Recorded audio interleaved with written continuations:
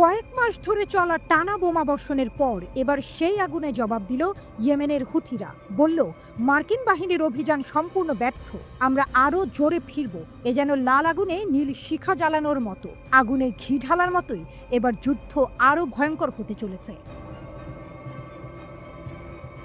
Houthi নিয়ন্ত্রিত সাবা news এজেন্সির প্রধান নাসরুদ্দিন আমের স্পষ্ট জানিয়ে দিয়েছেন, যুক্তরাষ্ট্র শুধু দাবি করছে, প্রমাণ দেখাতে পারছে না। তারা বলছে যে এই হামলা তাদের কোনো লক্ষ্য পূরণ করেছে, অথচ বাস্তবে বলছে তার উল্টো কথা। নিউজউইককে দেয়া এক সাক্ষাৎকারে তিনি বলেন, আমেরিকা শুধু ব্যর্থ হয়নি, তারা এখন বিশ্বকে দেখাচ্ছে তাদের আকাশে রাজত্ব আর নেই।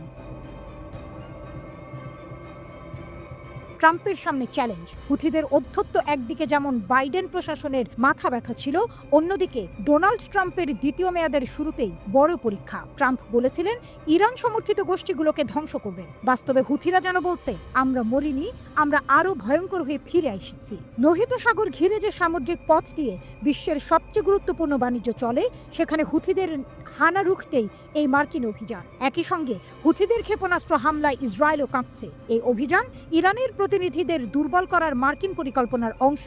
সেই সঙ্গে তেহরানকে স্পষ্ট বার্তা, তাদের পারমাণবিক স্বপ্নকে ধ্বংস করতে প্রস্তুত যুক্তরাষ্ট্র।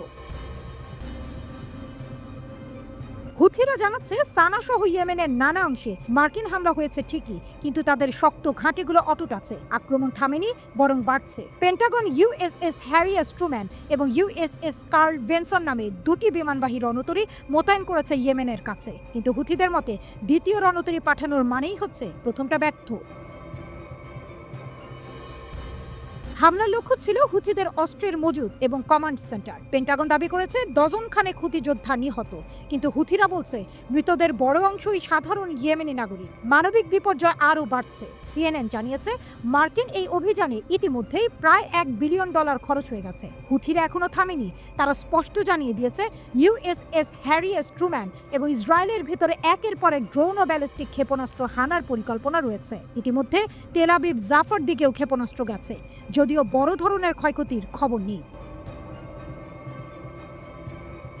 গুঞ্জন উঠেছে, মার্কিন সাহায্যে ইয়েমেনের আন্তর্জাতিক স্বীকৃত সরকার একটি স্থল অভিযান চালাতে পারে হুথিদের বিরুদ্ধে, কিন্তু তা এখনই নিশ্চিত নয়। অনেকেই বলছেন হুথিদের প্রতিরোধ ক্ষমতা কমেছে, কিন্তু পুরোপুরি ভাঙেনি। নাসরুদ্দিন আমের স্পষ্ট ব্যঙ্গ করে বলেছেন, একটাও ইসরায়েলি জাহাজ নিরাপদে ঢোকাতে পারেনি যুক্তরাষ্ট্র। ড্রোন ভূপাতিত হচ্ছে, হামলা চলছে, লক্ষ লক্ষ ইয়েমেনি মানুষ রাস্তায় নামছে, আরো জোরে প্রতিরোধের ডাক দিচ্ছে। তাহলে এত কিছুর পর আসলে আমেরিকা কি অর্জন করেছে? সবকিছু মিলিয়ে ইয়েমেনে মার্কিন বাহিনী ও হুথিদের লড়াই এখন আরো ভয়াবহ মোড়ে। আকাশে গর্জন থামেনি, মাটিতে হুমকি বাড়ছে, আর হুথিদের কণ্ঠে এখন স্পষ্ট বার্তা, আমরা থামবো না, বরং শেষ হাসিটা আমাদেরই হবে।